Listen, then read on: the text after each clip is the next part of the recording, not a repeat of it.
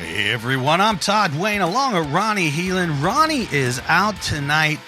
She'll be back on the next episode. But thank you for tuning in for another episode of Paranomaly Podcast. And coming up on this episode of Paranomaly, we're talking to Jill Shelley. She's always been fascinated with the paranormal since she was just a child. And she had her first experience when she was young that fueled her to want to know more. And in 2010, she met a group of people with the same passion, and she formed St. Croix Paranormal. And she's traveled all over the U.S. in search of answers to the unknown. And it was in these travels that she wanted to have her own haunted location. And in 2018, she was able to purchase the Boyd House. And it's been a crazy adventure ever since. So grab yourself a drink and a snack. Turn the lights off on the way back. Find yourself a nice comfy spot and enjoy this episode of Paranomaly. Stay with us, folks.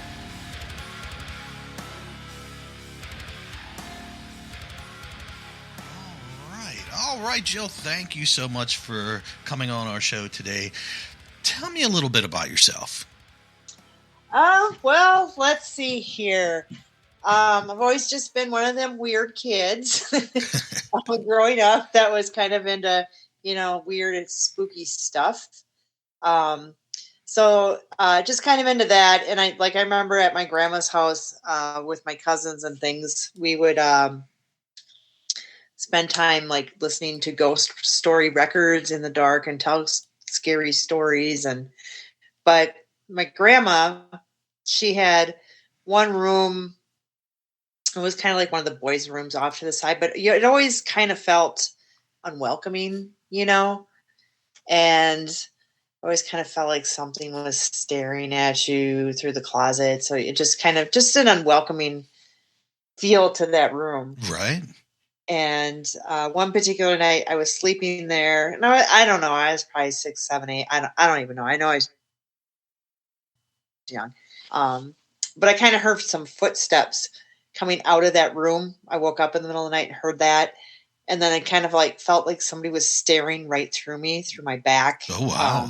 Just like this intense, if you ever get that feeling ooh, someone's looking at me and you turn around and somebody's staring at you. Yeah. It's like that, but just multiply it by 100, But as a kid, I'm too scared. So I am not turning around at all. I don't even want to know what's behind me.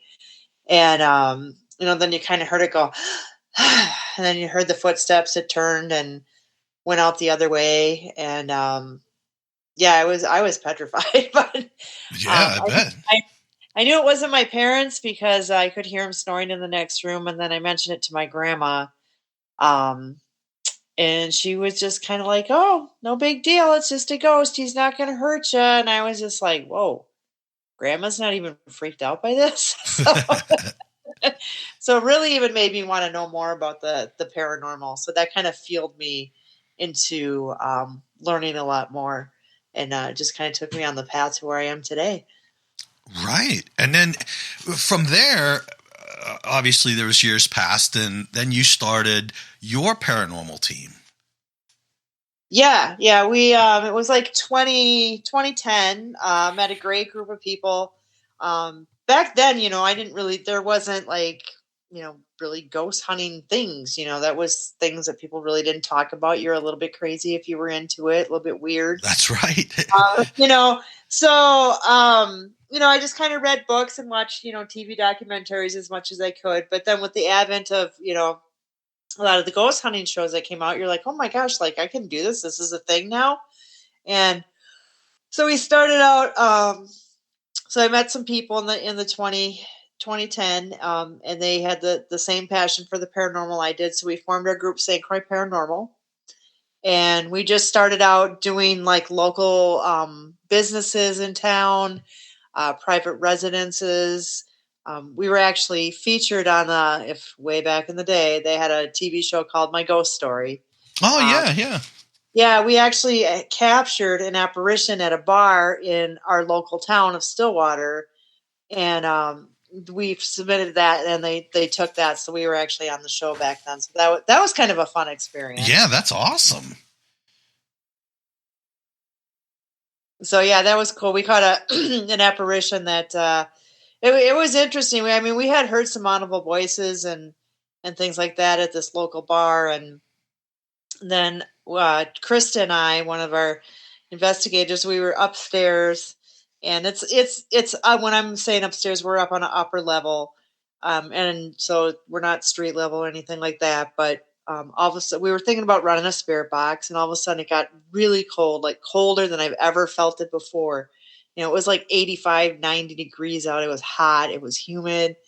The room's air conditioned anyway, but it was like you could feel the chill Wow. hit the room. And then all of a sudden, we both kind of looked over at by the windows, and you saw this figure go across the windows. It almost looked like a black roby type figure, almost in a way, I guess, but almost like a solid. But you could tell it's like a human figure, and it moved almost like, if you would say, like a strobe motion, but like super fast. It's hard to explain. And then we just both looked at each other like, "Whoa, did you just see that?" She's like, "I did just see that." Wow. So and we caught it on film too. We had no idea that was captured on film as well. So we were pretty excited about that. So yeah, they flew us out to LA, and then they came up and filmed, and yeah, it was pretty cool. That was a lot of fun. It was a great experience to have. Nice. And I was going to ask you, because you're in Minnesota, right? Correct. I was going to ask you what your area is like. Is it really? Is there a lot of paranormal there? Oh gosh, yeah. Stillwater is where we're based out of Stillwater, Minnesota.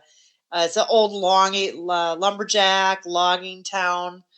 Back in the day, there was a little bit of war with some Native Americans because they lived along the St. Croix River. So there's a lot of death, a lot of history. But we do have in the downtown Stillwater district pretty much almost every single building down there is haunted. So wow. We've investigated one. We had one that one of my favorite places. It was called, and I'm not sure if it's still there anymore, but it was called the Pole Barn Dance Studio. And she had us come over because she taught pole dancing, and sometimes the ladies would have after parties and just have a couple drinks. But she said every time it started to get like after 10 p.m., all the stuff would start happening. Like lights would flash, things would be, flying around, and it was scaring people. So she had us out. It was really cool. We did get, we had like a child appear, not appear, but he communicated with us. We used a REM bear, so I said it was a child. And it's a very small building.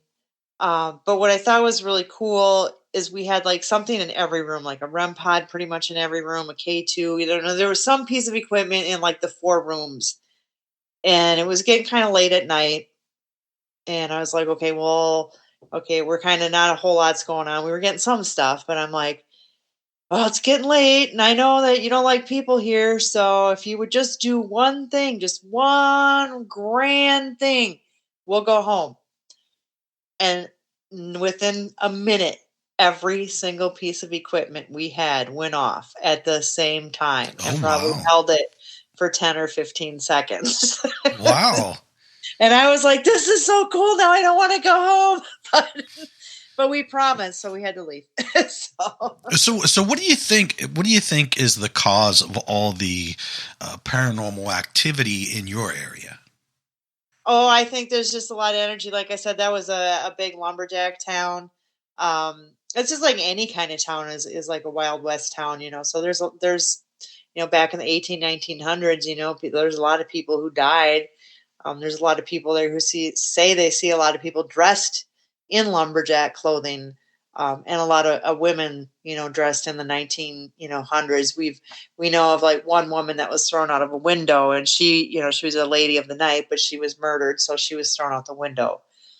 So there's we hear that kind of information too. So just a long time history in the town itself.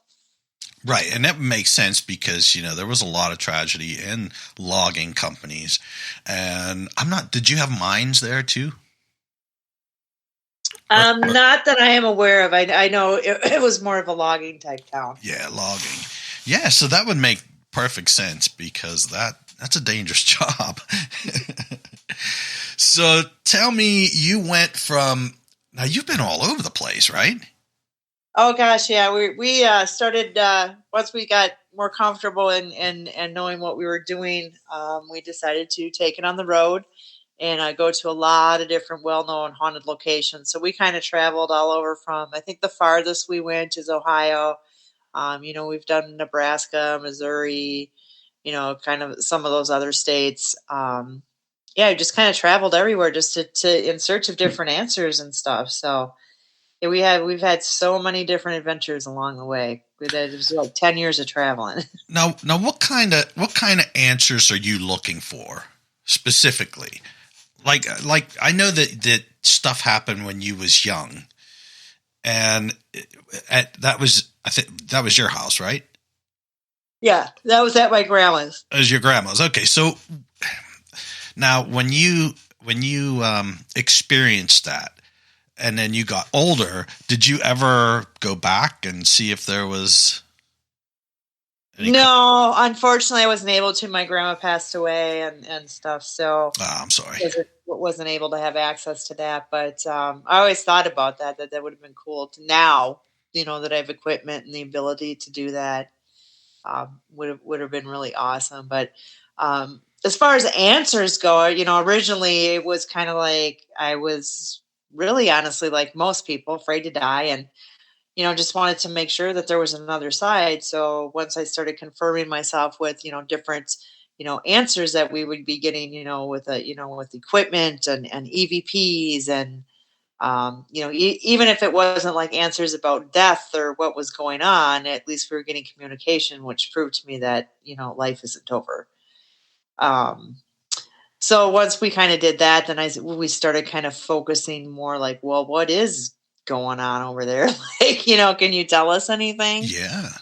So yeah, we did some of the things we did know that they have mentioned to us is that they can follow you home. Um, I did have, I was kind of listening to a spirit box session one time at a theater we were at, and you could kind of hear different voices talking, but it was almost like they were talking amongst each other rather than communicating with us. And I just happened to hear one say, "Hi, my name is Drew," and it said, "Pleased to meet you," which made me question, do you meet other people on the other side? I thought that was kind of a weird thing to come across on the spirit box. Yeah. And so I just happened to started asking that question. And one particular spirit said, yes, you do meet new people on the other side through the spirit box. So, and whether any of this stuff is true or not, it's just some of the research that we have found, but I find really fascinating. And actually, to me, I feel like, it's kind of comforting in a way, and again, like I said, just on our research, I believe in it. But even if for some reason it turns out not to be true, at least I'm comfortable with dying now. So I know, Well, that there's going to be, something for me. yes, and I think regardless of all the different gadgets and gizmos out there, I think that the most valuable of evidence would be EVPs because where did the voice come from? Am I not right? I mean, you don't really need anything except for a digital recorder. And when you start asking questions, or a ghost box even, so they can manipulate the sounds. But to me, that's the most compelling evidence. Oh my gosh. Yeah. I love the EVPs. We're one of those crazy groups that, oh boy, we put out a voice recorder for every camera. And sometimes we can have like up to 10, 15 cameras and we'll put them on from the time we are there to the time we're done. So sometimes we have 15 hours to go through. And boy, I tell you, when you get stuff that relates to what's going on or what you're doing, it's phenomenal. And a lot of times I wish we could have heard them while we were there so we could have interact. Um, like we were at Randolph County Infirmary, and the building had burned down a couple of times.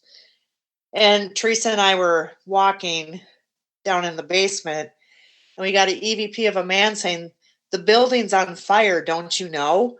So it kind of made me question, like, did it look like we were walking through a burning building to this man? And he Oh, was yeah. just trying to warn us because obviously he probably, I'm guessing, had perished in the fire. And then that same particular building, we were up on the second floor, and being in the infirmary, it was more for sanitarium type things, nursing home, etc. But we had a woman. We captured a woman's voice who said, "Hello, girls, pleased to meet you. Come on in." Like nobody says that. And it's Yeah. just me and Teresa in this huge full sentence. And I kind of felt that one, I felt so bad for, because I'm like, oh, this poor lady just wanted us to come visit and we didn't hear her. Right. So what do you think that do you think spirits are trying to get their, how do I want to put it? Do you think that spirits are trying to tell you about their story? Oh yeah, definitely. That's for sure. I feel like too, when we've done private homes, I think sometimes when we would get to maybe find out who they were, what they are, what they wanted, if they needed closure on something, I think that really kind of helped, that particular person. But I do think they do like to interact with people, for the most part. I don't think everyone's looking for, their story to be, you know, mystery solved or whatever. It could just be a spirit that just likes being where they're at, so. Yeah, because that would be something that they were used to back before they passed on. So Right.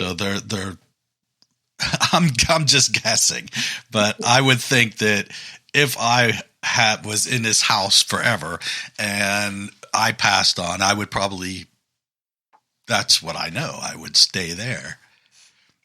Right. And I don't know, we've kind of, for our research, some can stay, some can go. I don't know. We don't know why, but that's all we've learned. Yeah, sure. Because you have your regular spirits, you have transient spirits. They come and go, always probably looking for some other place. Then you have spirits that get attached to different items, and I mean, it's very fascinating. Oh yeah, I just love doing it. That's kind of what keeps me going, especially when you're starting to get that communication and contact. You kind of get that adrenaline rush, and yeah, it's fun. It's just, and you never know what you're going to get. Right. Now, do you guys use like the Estes method? I hate saying Estes method because that kind of that that makes it theirs, and each person, each team should have their own type of thing. Right. But is that something that you do? Oh God, yeah. For me, the spirit box is like my favorite tool in the world because I love the science behind it and how it works. So then now with this whole new method that came out, now Teresa, she's one of our team members, has been told by many different psychics, and she's not even looking for it. They just kind of, we're in a crowd, they find her out and they say stuff to her like, "Oh my God, the aura you have." And every time, we investigate, we call her the paranormal punching bag. She's the one where things are drawn to. So she gets touched a lot. She gets scratched. She gets pushed. So she's the one who gets a lot of interaction. So once we started doing that method with her, I think this is like her niche, because I have seen other teams do their different methods, and it's good. I feel like sometimes they get some good stuff. But with Teresa, it has become a full on conversation, sometimes for up to 30 minutes, just like you and I are having a conversation. Now, is she an empath or a psychic medium? She's got something. Like, she can't like physically communicate. Like, she couldn't like just close her eyes and talk to a spirit. But for some reason, that spirit box works well for her. And we've had things where, so we were at a schoolhouse, and a little boy, he came through, he said his name was James, and then he started asking if we could draw pictures. And it'd be like full sentences like, "Oh, can you draw a shoe? Oh, can you put a bow on it now? oh, how about a rain cloud with thunder? Can you do that? Oh, can you write my name? James Michael, can't even remember, number one, and just all kinds of stuff. And just, we go to like hospitals and they're like, go to this room, and just all the stuff she talks about. We were in a hospital one time, and it's weird. The spirit was kept wanting something to drink. They said they were a patient there, and they kept wanting juice, and I'm like, I don't have juice. And I said, you know what, I have a Coke. And they're like, yes, I really want that. And so I went and got one. And while I'm gone, the conversation continued with one of my other teammates. And then I couldn't find the Coke right away. I had to go out to the van. And they're like, what's taking her so long? They said. And so then I came back. I'm like, well, here's your Coke. And they said, ooh, just what the doctor ordered. So it was just like, oh, wow. So it's just the thing. And she has no clue what is going on. Sometimes she laughs and she'll talk out loud. She goes, I don't know what you guys are saying, but so it's just kind of funny. So in fact, one time, even, so she doesn't even know, we were talking about chicken breasts. And she started laughing, and she, because I asked the spirit, I go, do you like thighs or do you like breasts instead?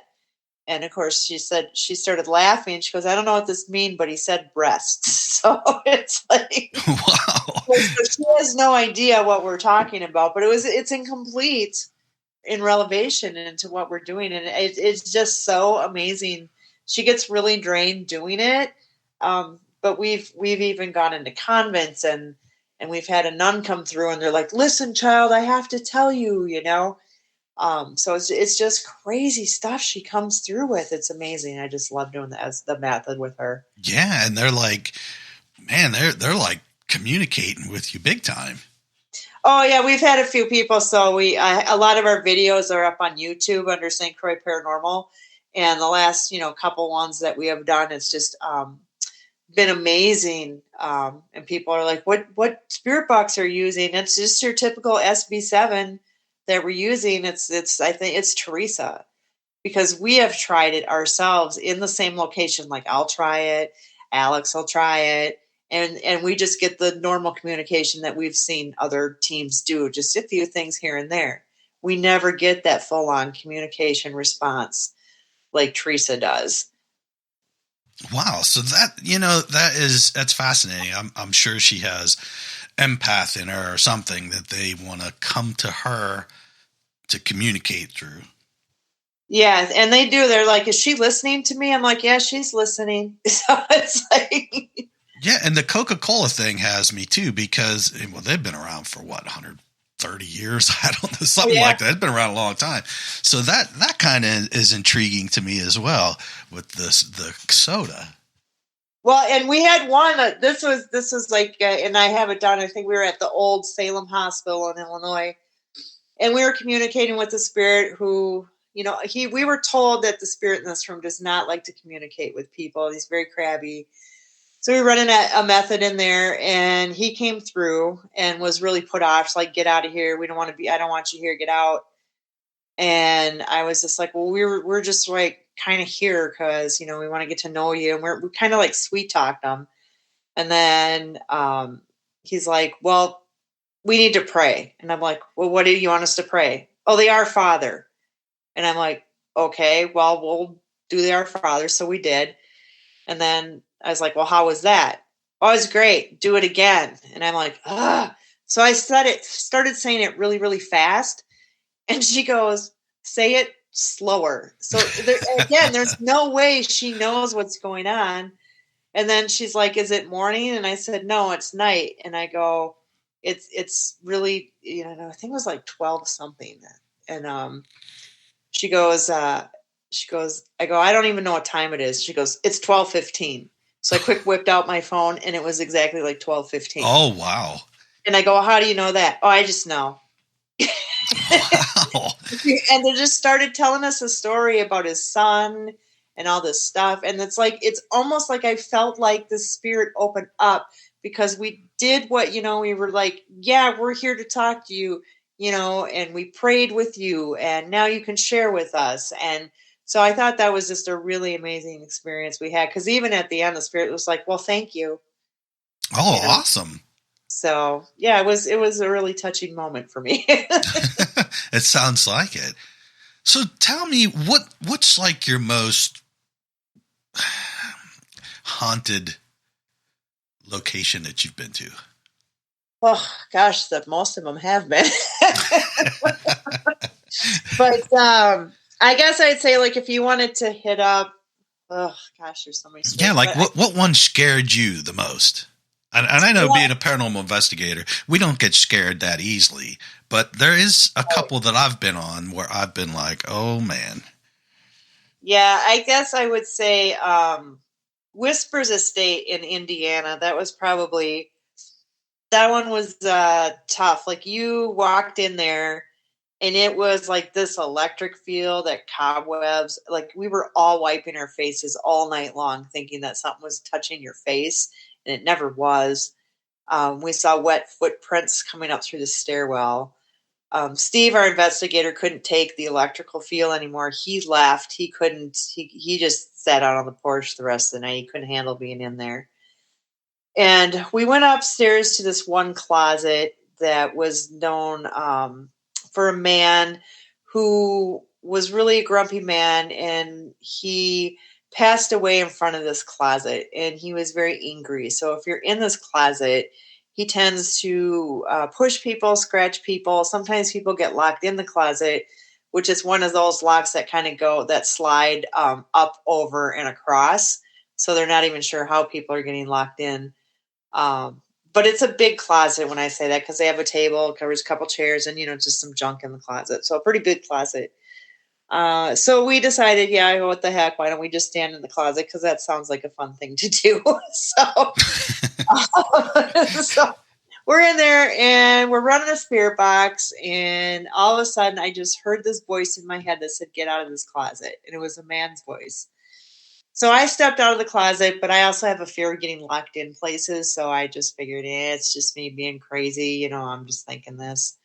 And all of a sudden, you hear in the spirit box, "Shut this door." And we didn't do that either. And then just seconds later, Teresa, who is sitting on a chair in the back of the closet, her and that chair come flying out. She lands on all fours in the hallway. So it's probably about a 3-foot fall, you know. Um, just comes flying out of there. She said something physically picked up and threw her in that chair. Wow. So, and I tried to like, "Oh, did you just tip over?" Well, first of all, she just tipped over, or whatever. She's leaning too far. She would have just fell flat right there. She wouldn't have been out in the hallway.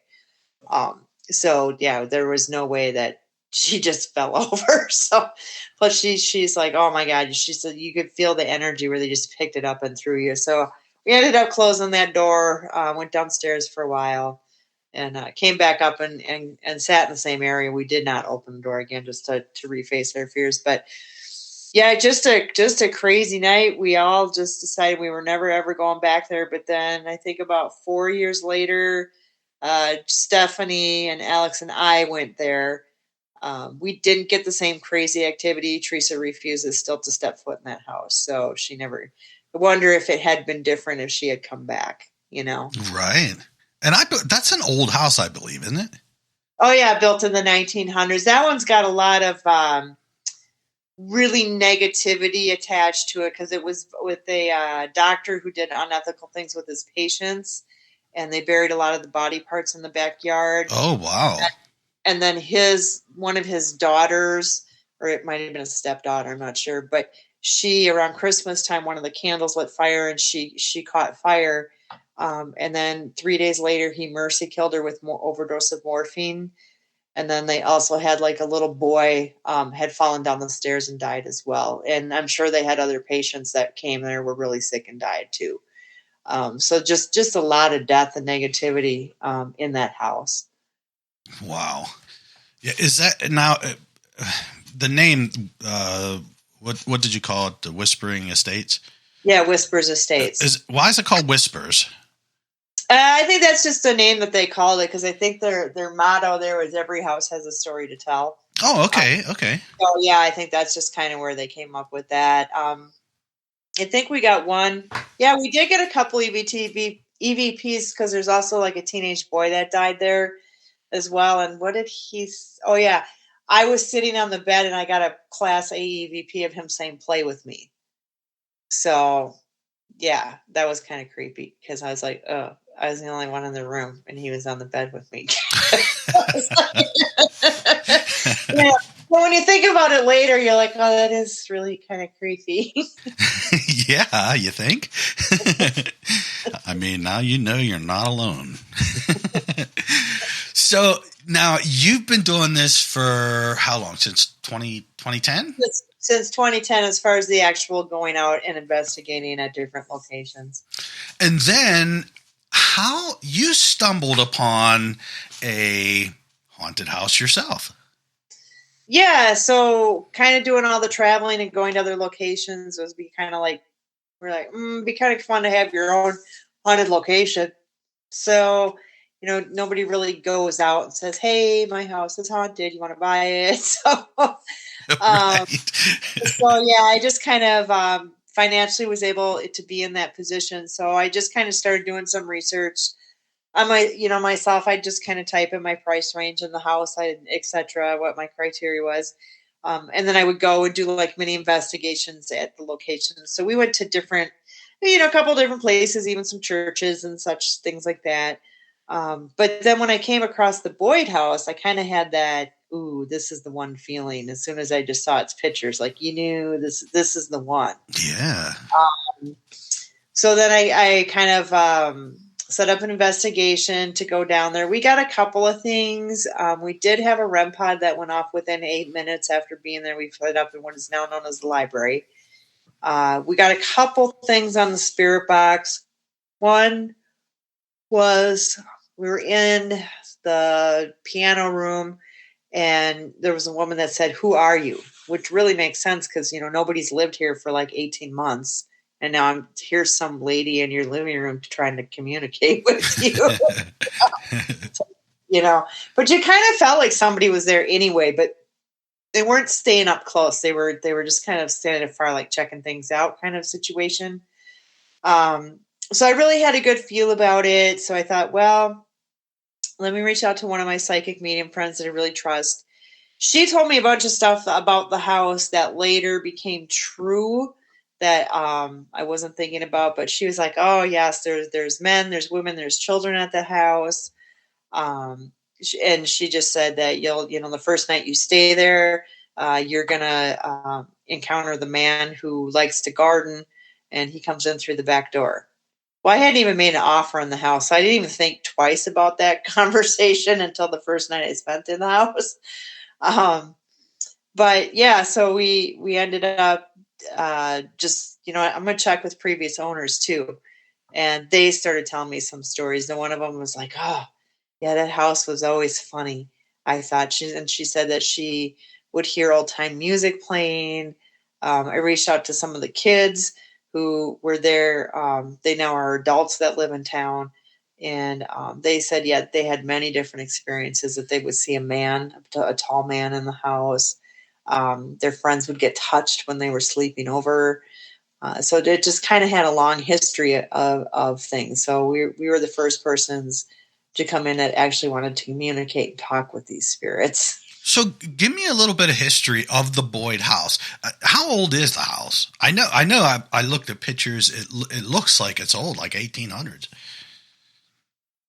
It was actually built in 1901, but our deed goes back to 1889 when the land was actually owned by the Minneapolis and St. Louis Railroad. And then eventually the town was sold off into different lots. Kind of fast forward a little bit because the people that lived there from 1901 to 1912, they had a little bit of history, but nobody died, nothing, whatever. They just moved on. So the main family we have there in 1912 is the Eckhart family. So Fred and Minnie Eckhart moved in there with their children. He was a very well respected businessman, so he owned a very fancy, basically grocery, dry goods store in town.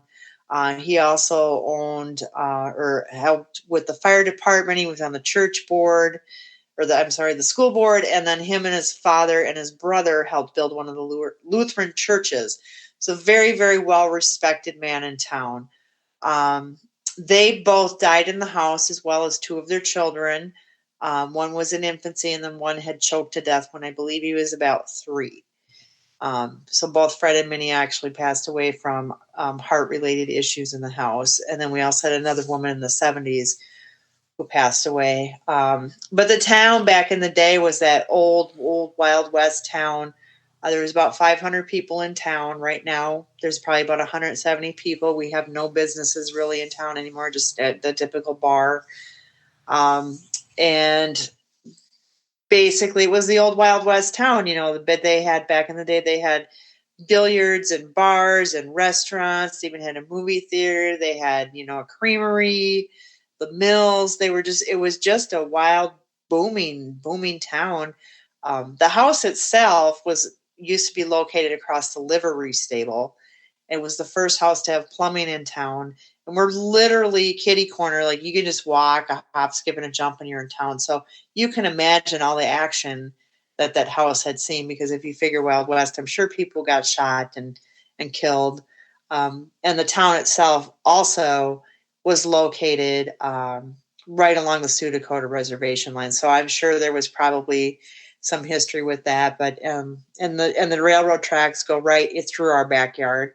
So I'm sure that creates some energy as well. Sure. So now, after you bought this house and you investigated it, because that's what I would do to it too. Once you investigated it, and did you always want to make it like a location to investigate, or did you want it something for personal? You fell in love with the place. You wanted to try to bring it back to original. What was your purpose? A little bit of both. I mean, I originally got it because I wanted other teams to come in and investigate it and just use it for research. Traveling around other locations too, we were kind of be like, if I had a place, what would I do? As you start seeing how people run their facilities and their rules that they have and things, we're like, what would I want to see as an investigator? So we kind of catered a little bit to that. But yes, we did also bring the house back to the original, the 1900s, as best we could. So we have all the, we did all of the Victorian wallpaper, the Victorian furniture. We did as best as we could to bring it back to that natural state, to bring that ambiance back as well, which I think the spirits have liked too. But again, just to let other people come in and do the experiences as you go to other places and stuff. Right. Now the house was 1901. Is it registered as a historical place? It is not a historical place, but we do try to keep the history alive. As far as the Eckhart family goes, we've put a really nice book together. We've got some stuff from Ancestry, kind of like their family tree, different photos of the Eckhart family and their kids. We also have like a Boyd history book that was given to us by the town. And I actually have one of the original pieces of furniture that sat in that house in the 1900s. And I put it in the same spot that it was. And we learned a lot too from Fred Eckhart himself, the grandson, who still lives in town, who came one day over and shared many, many stories with us about his grandparents. So things you'll never find in a book. I recorded that whole conversation and typed it out. So people could continue to hear about the history of the Eckhart family. Oh, that's awesome. So now how long did you own this house? 2018 is when I bought that house. Oh, wow. So you had it for a little bit yet. Yeah. And now, I love it. and I, like I said, I'll see this house on Facebook now and again. People are going to the Boyd house, and I mean it seems like it is definitely a good haunted place to go. Yeah, we get many, many different kinds of interactions. Sometimes from equipment in action, audible, visual type things. Quite often you'll hear audible voices. A couple times one of my favorite ones is Teresa and I were in the house and I was cleaning one of the shelves. I call it Minnie's shelf. It's by the stairwell. So it's like all the stuff we buy for Minnie that we know that she likes, different things. We know she likes ferns and different stuff that if we're at an antique shop, we're like, oh, I think Minnie would like this. So we purchase and give her gifts. So I was cleaning in there and Teresa was in the kitchen organizing. And as I was picking up the fern, I heard an audible voice of it was almost electronic sound, but it was a woman's voice and it said like two words, but I didn't make it out. And I thought, oh, did Teresa turn the spirit box on? Was my first thought. And, this is all super fast. And then I go, what did you say? And she goes, I didn't say anything. I thought you said leave it. And I said, no, I picked up her fern. So I think Minnie was saying, hey, leave the fern. Like she thought I was going to take it or something. Oh yeah. So yeah, I've heard, so there was another time too, I was sleeping upstairs and it's old fashioned house. So it's just got those grates in the flooring. So you can hear everything that's going on between the floors. The girls were all sleeping downstairs. I woke up, it was early morning. You could hear the birds chirping. And I was like, oh, it's kind of nice and peaceful. I'm just going to lay here. I'm not going to get up right now. I'm just going to kind of relax. And all of a sudden I started hearing women talking downstairs in the kitchen. And I'm like, oh, the girls are up. So I thought, okay, well, I'll get up now. So I go downstairs and they're all dead asleep. Just like, okay, whatever. So then I was like, okay, well, I don't want to wake them up. So I'm like, I'll just go down in the basement. I'll start picking up our cameras and such. And then I started hearing footsteps up in the kitchen. So I'm like, okay, well, they're up now. They've heard me. They're up now. I go upstairs and they're all still sleeping. So, wow. I'm just like, oh, you guys are messing with me. That's what I said. No, you don't live in this house, right? I do not live in the house. No, as much as I love investigating, going places, I do not want to live in a haunted location. No, that makes sense. I was going to be like, man, you're going to have some crazy experiences all the time. Yeah, no. I don't like that feeling of knowing that they're always there. They're watching. I've gotten like EVPs when I'm picking up stuff that says, "How are you this morning?" So they're just watching you because they're like, "Hey, how are you doing?" Yeah. But you don't feel like anybody's there. And then I remember kind of a funny one. I was cleaning the house, cleaning a room, and when I'm there, I don't always get. One thing you don't realize when you own a place is that you spend a lot of time cleaning it. There's a lot of maintenance, so you don't get to play as much as you want to. But I do always usually have a voice recorder running almost all the times when I'm there because you just never know when you're going to get something.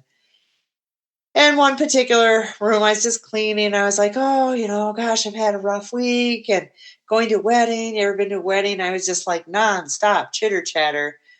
So because of that, I kind of drowned out some of the EVP. But then when I paused, you heard a woman said, I'm trying to sleep. So it's like, wow. here's this poor woman trying to take a nap in here. And I'm just like, la da da da da. So it's like, right. I mean, that to me, that would be, I don't know. I don't think I'd be able to stay in if I owned a haunted location, I don't think I could stay in it. Yeah, I mean, like I said, we spend the night. That's no problem. There's been a couple times where I've had to spend the night myself for different reasons. And remember, there was one time, and I, they're pretty respectful for me. Like if I say hey, we're not doing this, but I was doing some work in the bathroom, and all of a sudden I heard footsteps, like heavy footsteps coming up the stairwell. And I just said, I go, not today, guys, not today. And I did not get any activity that night, which is good because I don't like it's one thing when you're with somebody, but when you're all by yourself, it's creepy. Now this house, there's nothing like it's just these ghosts are all good, correct? Yeah, we have all real friendly ghosts. We haven't had anything malevolent. We've had a couple people say they got scratched or kind of feel like a little bit of a pushback. I kind of feel like maybe sometimes that might be Fred when things get too much. Like he's like, I'm done now.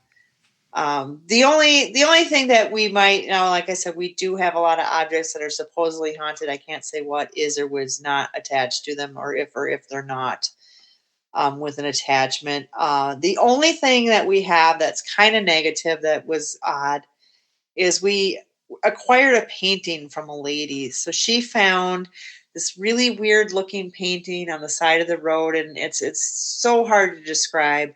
It's like all like different shades of blue, but it's like a monkey sitting on some red chairs by a tree, but yet you can see a back porch, like you're looking out through a back porch, and it's just really weird. It's got kind of a very, very, very, very creepy vibe to it.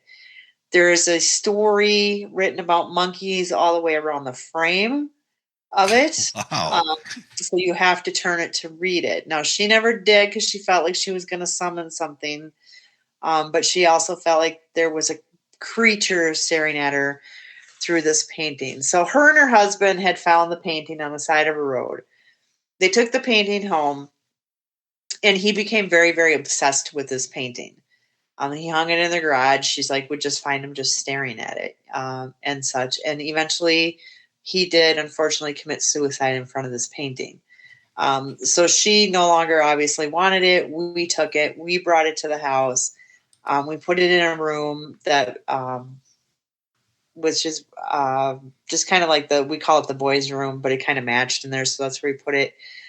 The very same day that we brought that, we were doing the Estes method, and we said, what do you think of the monkey picture? And it said, monkey, evil, get rid of it. Oh, wow. So, but it's still there. And,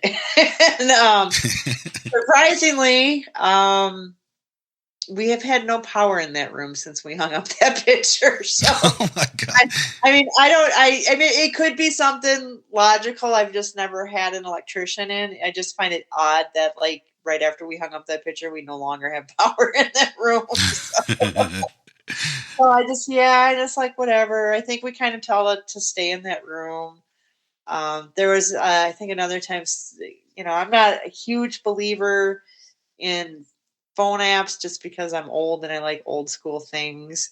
I'm not saying they do or do not work. I guess I'm just kind of like my old school stuff. And so Teresa likes to play with some of the newer things, and she's using that ghost tube thing, which was weird because it said our team name on it. This same night it said St. Croix Paranormal.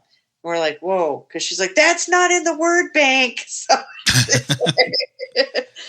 it was kind of weird that it said that. But then she said, yeah, so there's something around this house that's kind of bad, that's not good here. And that goes monkey.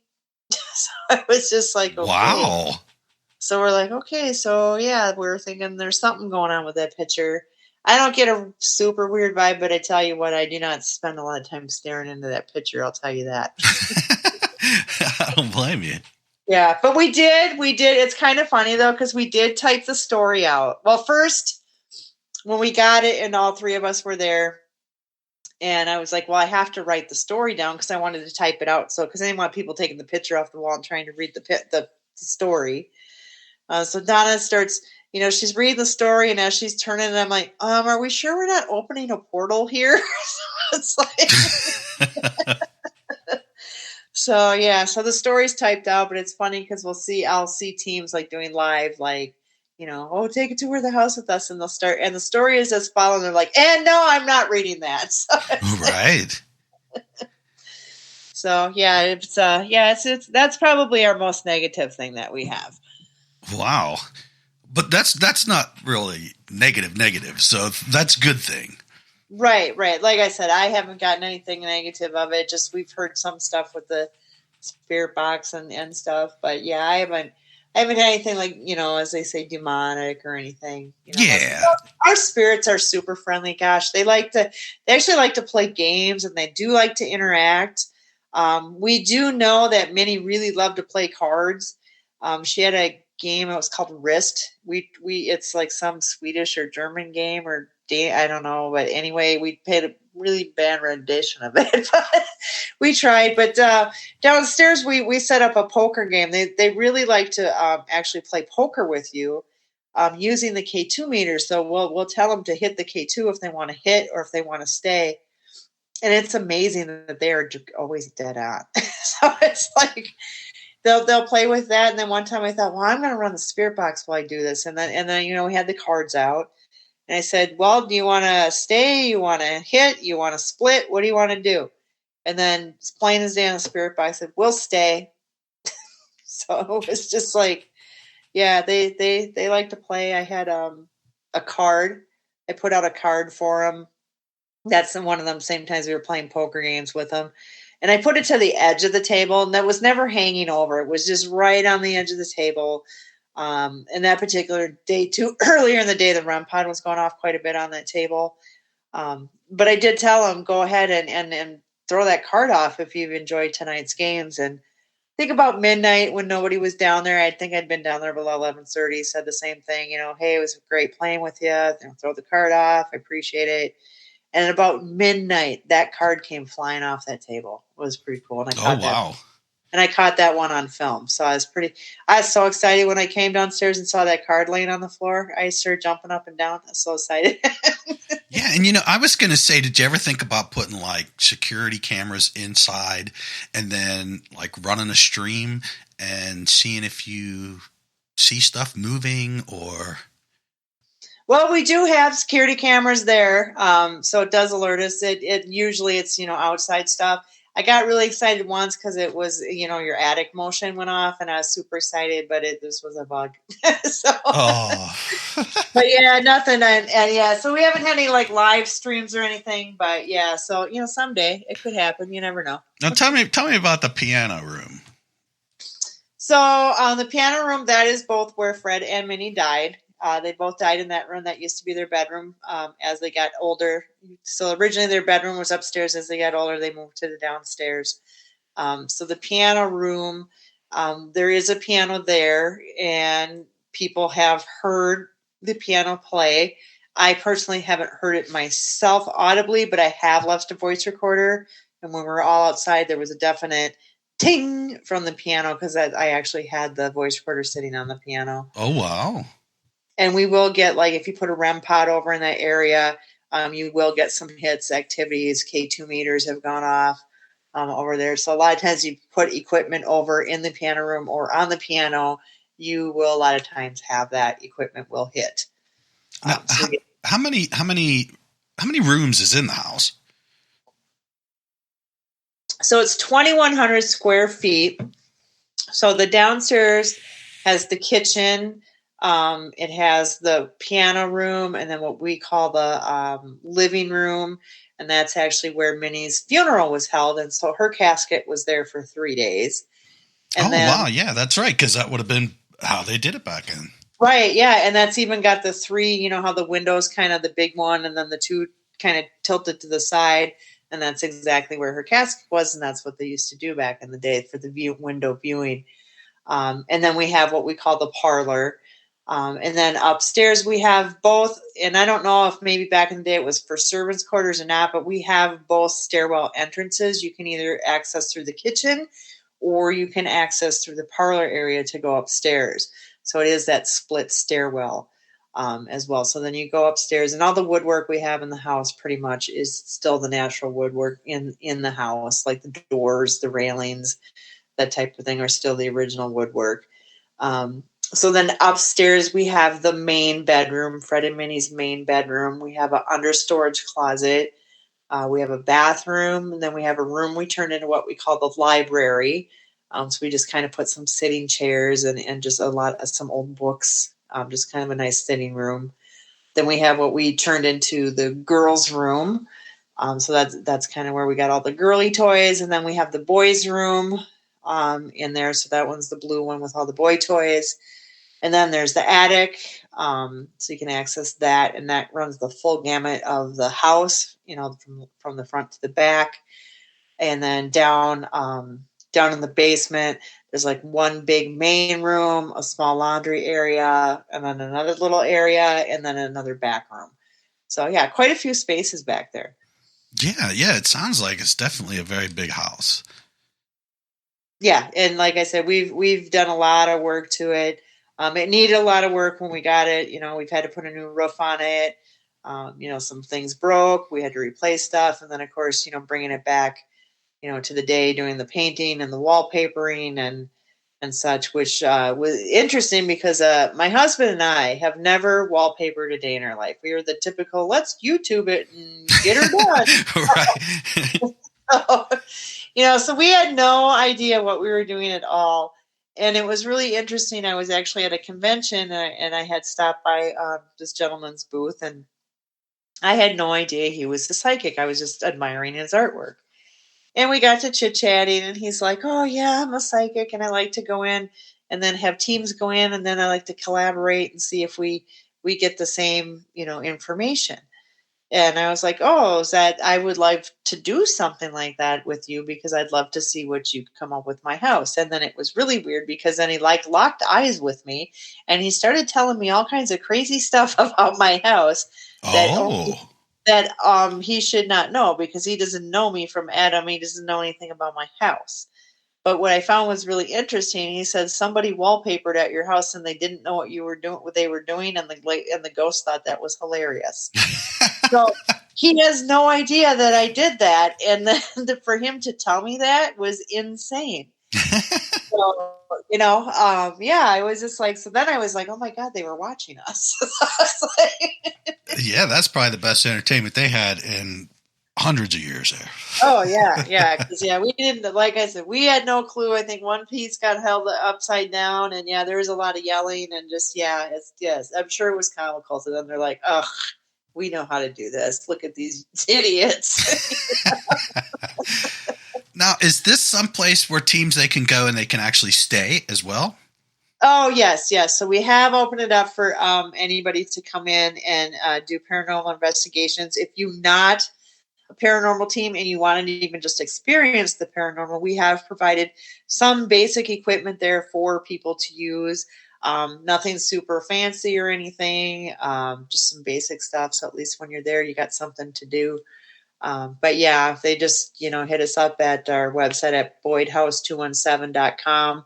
It's got all the information there for them. Just some of the things that we do there is we let people come in starting at 3 p.m. and then they don't have to leave until noon the next day. So we kind of feel like that gives them a lot of time to come in and set up, have dinner, investigate quite a bit, catch some sleep before they actually have to go back home. And then, we just charge $200 a night for up to 8 people. And you get free range of the house. You're the only ones there. You get a great deal at the house. Yeah, it sounds like it for sure. Now, what if what if it's a new team or just people curious? Do you get that? Like people that are curious, if they don't have, what if they don't have like a REM pod, or not REM pod, but like a Mel meter or K2? Do you have anything like that there? Yeah, like I said, we did provide some paranormal equipment for people. So what we have available for people to use is we actually provided a little book too. We called it like Ghost University. So it's got like pictures of the stuff, a brief description of how it works. So they kind of get an idea of, because if you're not into it, you're like K2 meter. What is this? Oh yeah, no, that's awesome. You probably don't even know what a K2 is. So at least, they got that. We provided a voice recorder. We have some motion detectors. Actually, somebody donated a SB11 box, so we have that available for people to use. We have it's from Attic Junkie, I believe. It's kind of like a REM pod. There's just kind of different things so that when people are there, it's just not like, what's going on? Okay, nothing's going on. Because I think sometimes the people who are there just to kind of out of curiosity and they're not, haven't really been investigating before. I think they're expecting the Hollywood experience. And as investigators, we know that's not how it is. True. That is true. Now, has any of them said, hey, we want to come in here, but we're unsure and maybe they're a little scared. Do you ever be with them? Like if someone would say, look, we need like a guide. No, you're kind of, like I said, you're on your own. So I just give you a code to get in. You're like, you're on your own. See you later. Yeah, pretty much. Yeah, we've only had one person that didn't make it through the night, and she came back, but she said, yeah, her and her girlfriend, they were like trying, they couldn't stand the noises in the house and everything going on. This is right after I opened, so they were probably one of the first few groups that had come in. She's like, I'm sorry, I left all the blankets. We were too scared. We were like just huddling down in the living room. So Wow. she's like, we had to leave. We had to leave. But she came back about a month later, brought a few more people with her. But she said even then, she had a lot of different experiences. And she said, I was trying to sleep and something kept brushing my hair or touching my face. But she did make it through the night that time. Wow. And it's, that's understandable. I mean, some spirits, I would imagine, get tired of people coming and going and they just want left alone. Maybe they are like, hey, look, we got people here. Let's, let's make sure that they know we're here. Right. And, that's anywhere you go. We've gone to places where we're like, oh, this is going to be great. And we get nothing. So we always call it like it's fishing. Sometimes you get a bite, sometimes you don't get a bite. So, there are days that are more active than other days. I also think a lot of it depends on if the spirit even wants to interact and the energy of the group. Maybe they don't like certain person in that group, or maybe they really love that person in the group. We find that some of the younger people that come in get a little bit more experiences. We've actually had one of our neighbors, so one of the ladies who takes care of the place when we're not around. Her daughter is like, I don't know, she's preteen, maybe she's 13. She's right in that age group. She's always kind of been afraid to come in the house, but last time we were there, she's really kind of excited to come in the house. She's been kind of getting into the ghost shows and such. So I was like, here's K2 meter, go around the house, see what she can find. And she got all into it. She was like all over the place, but we were up in one of the rooms and there's a closet in the boys' room, and I don't like that closet. I always just kind of feel like something's lurking in there, especially if your back's to the closet. I don't like it. And she was standing like that, and I started getting the really heavy goosebumps, but I usually don't like to say anything, so I like to see if anybody else picks up on this type of situation. I'm not a psychic, but I do always get a really good feeling when something's around that I can pick up. So I knew something was in the room as we're just standing there chit-chatting, and then all of a sudden she jumps forward, and I'm like, what? And she goes, something just tapped me on the shoulder from this closet. So yeah, and then she was all super excited, and then we were going downstairs, and now it's adult conversation. So what's a kid gonna do? Like, can I just go around your house? So I'm like, sure. She's like, I'm gonna go in the basement. I'm like, have at it. So then she comes up. She's like, I think the ball moved. So she was having a really good time anyway. And see, that's one. I cannot stand basements. I don't know. That's like the lowest point of the house, and I'm just not comfortable with that. Yeah, we ours isn't too bad.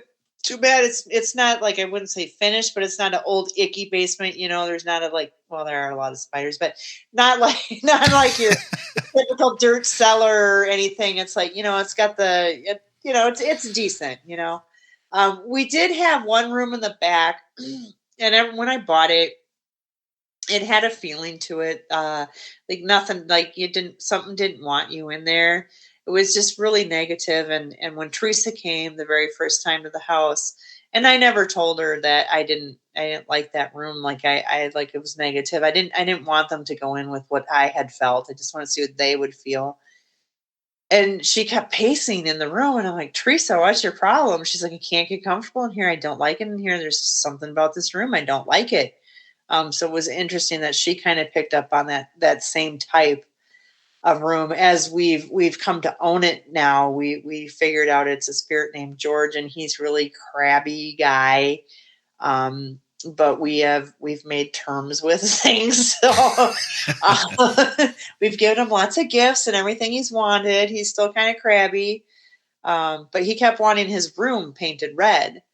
And I'm like, George, I can't like paint your room red, because if I ever sell a house, it's not going to go good. Can I just do like a red brick? Like, can we go with that? And he was not happy with that.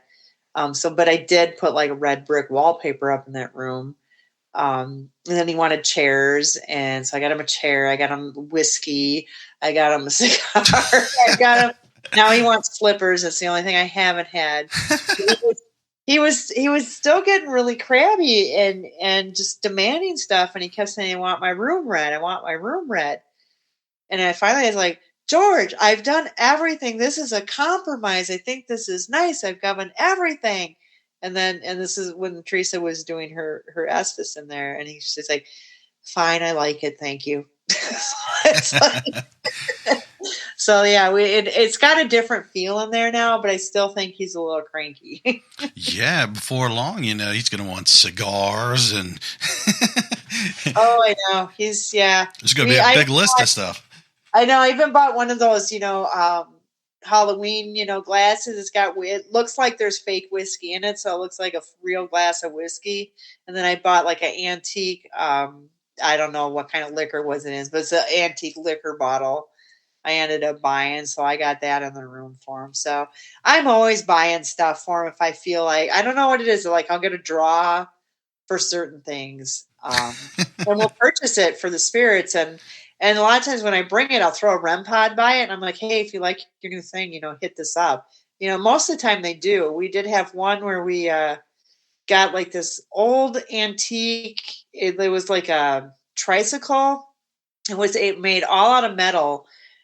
Looked really cool. But now it's not like life size. It's real small. It's almost like if you could put a doll on it or something. But it was just really cool.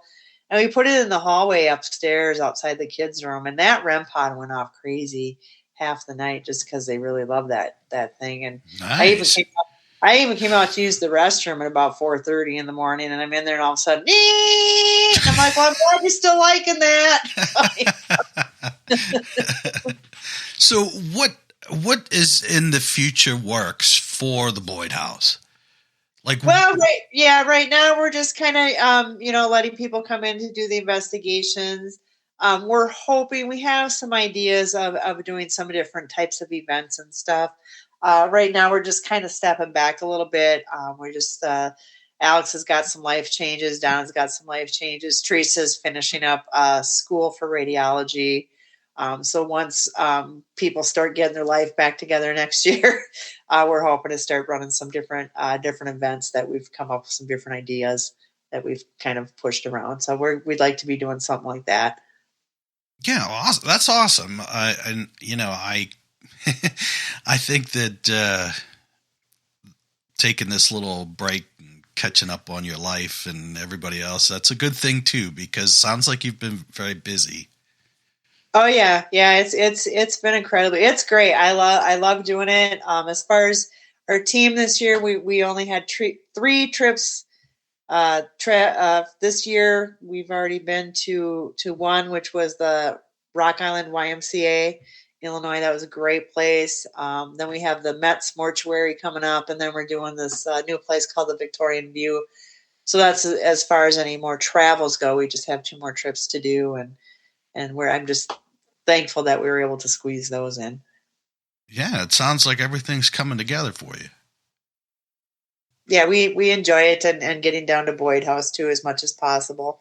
It gets pretty booked up though, so we got to kind of work our way when it's not booked. But we love having the people. I love when people share, their evidence and things, and I just search on YouTube and just love watching the videos. And I even go back and tell the spirits, stuff too. I'm like, "Oh, I saw what you did to Jeff back there. That was funny." So it's like, I don't know if they remember or not, but I think it kind of gives a little bit of personality. This is a little personal stuff. When you go to well-known haunted places, for the most part, you get one shot. That's it. You're there for your 12 hours, your 15 hours. That's it. You're done unless you come back.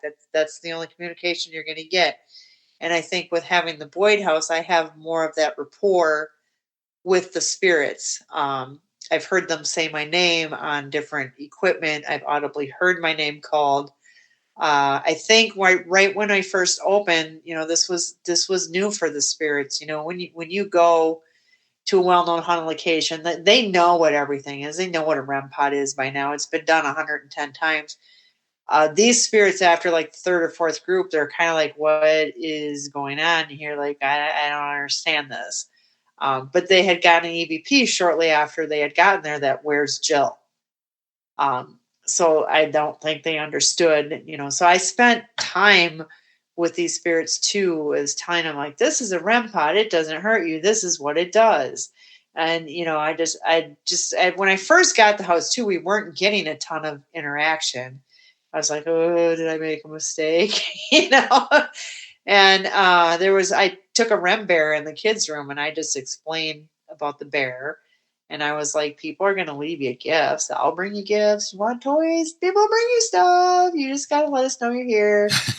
And that night, that bear went on and off for like 2-3 hours. Wow. So yeah, it's just, it was just a learning curve. And now I think when people bring in new stuff, because now I think they've mastered it. They're like, now, I mean, since 2018, they've seen REM pod. They've seen, they know what it is now. They get it. I kind of feel when people have brought in new stuff that I haven't used, or maybe other teams, haven't used, or I've seen different methods being used, they really respond to it. It's like they like the new stuff. I feel like, I don't know if I was dead, if it's the same question, like, how'd you die? Why are you here? If it's the same thing every time, I'd be like, but if it's like, ooh, what's that? Yes. Yes. That's an interesting approach you have with the spirits. Yeah, and like I said, I even in now for investigating, whether it's the Boyd House or anywhere we go, we like to focus more on that spirit's life, because I know a lot of people are like, "How did you die?" We like to focus on like, what was your favorite dinner? Yes, yes. So we like to focus more on the positive type stuff. I asked stuff like, what was your favorite memory? What was your favorite Christmas gift? What was, just things like that. And I think they're more apt to talk and respond to that versus like, let's not talk about sad things. Let's talk about happy things. Right. Oh, yeah, that makes sense. Because that's, I think that they're gonna let the person that they want to hear them. Right. Yep. And like I said, they choose to interact. We can't make any spirit perform at all, and I think some people, like I said, they want that Hollywood experience, but that's not how it is when you're investigating. Right. Yeah. That's like, I wish TV shows should come with a disclaimer that says, hey, this isn't what really happens. I mean, they're there for a long time, and, ghost, not ghost adventures, but ghost hunters, especially. And they might come off with, a couple of loud bangs or something, you know what I mean? And it's more believable than everything being demonic and, right, and evil. Right. So, I mean, I have a lot of people that know me, and they're like, oh my God, how can you do that? Aren't you terrified? I'm like, really? You spend 90% of your time walking around going, hello, could you touch this, please? right. That's really, really what it's like, And yeah, there are demons out there. There are evil. There are malevolent out there. But I think the percentage on that is so rare. It's so low. It's probably like 10%.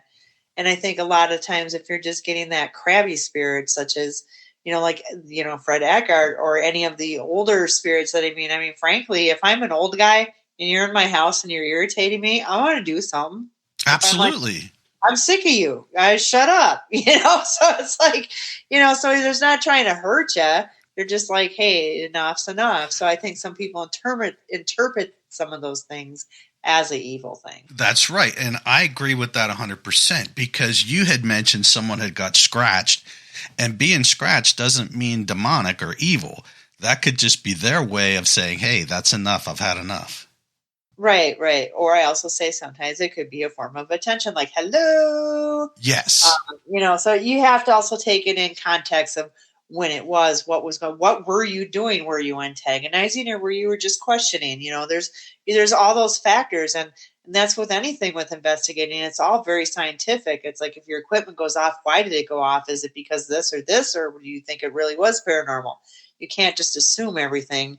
is for what it is. You have to think things through to come to a good conclusion. That's right. But you don't want people in your place or any place that's going to antagonize.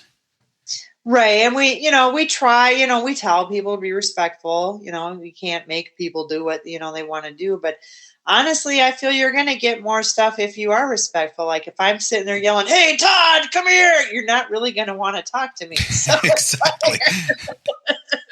Yeah, you got to use that, be calm and cool and collective. Right. So I think the ones that are more disrespectful are going to get either no communication, or you're going to just really tick somebody off a lot, and you're not going to want the consequences of that. That's right. That's true. But I'll tell you what, I had a great time talking with you. You're an awesome person. You're very knowledgeable. You do a lot, and now you have this home, and this home is going to reward you 1,000 times over. Yeah, I hope so. I just love the Boyd house, so I just got a really fond affection for that place. Now, is there any way that can be put on like a national registry for historic? There's a possibility I could do that. The one thing that I do know about like national registries and things, then when you want to start doing some renovations, it's a very touchy subject to deal with at that point. So, yeah, you know what? That makes sense too, because they want it to be exactly how it was. Right. So I just kind of, like I said, I kind of put it to the way I wanted it back in the hundreds, and then, providing that information about the family, about the town. We have pictures in the kitchen of the town from back in the day. We have some pictures up by the book where Fred is with his family, his house. Just some pictures that you probably would have not seen in a book, because we got those from their grandson. So we took pictures of the pictures and printed that out. So it's kind of a nice little keepsake for everyone. Yeah. And regardless of anything, it is a historical home. Correct. Yes. Like I said, first house to have plumbing in town. And just the history of the family and how they were such a big part of the town, and help create and make a sustainable town for so many years. I think they went to like 1950 or something before they went out of business. So yeah, they were there for a very big chunk of time. Now, I didn't get to ask this question, and I know I'm going over here quite a bit. Is there a well on that place?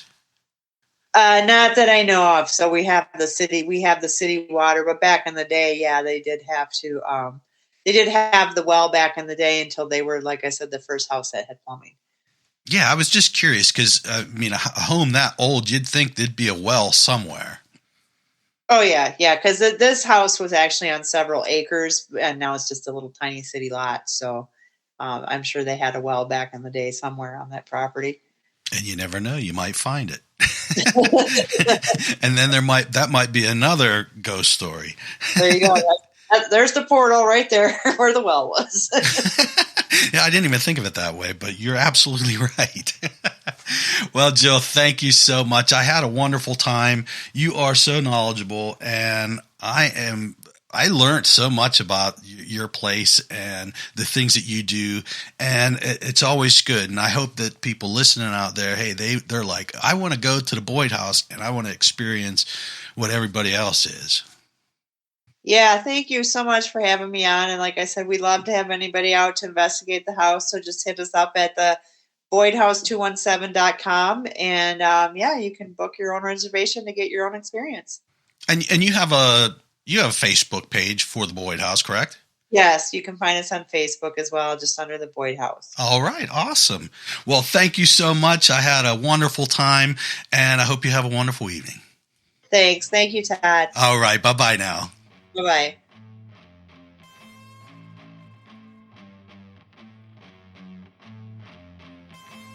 Hey, thanks for tuning in with us tonight, and I hope you enjoyed this episode. Please make sure to like, subscribe, and follow to receive notifications when new content from Paranomaly Podcast is made available. If you believe you have something paranormal happening in your home or business, or you believe you may have witnessed a UFO or UAP, Please send us your story, your photos, videos, questions, suggestions, and your comments to paranormalypodcast@gmail.com. You can also visit us at www.paranormalypodcast.com for more content and information, including all our social links. Hey, thanks again for watching and listening, and I hope that you tune in for next week's episode of Paranomaly.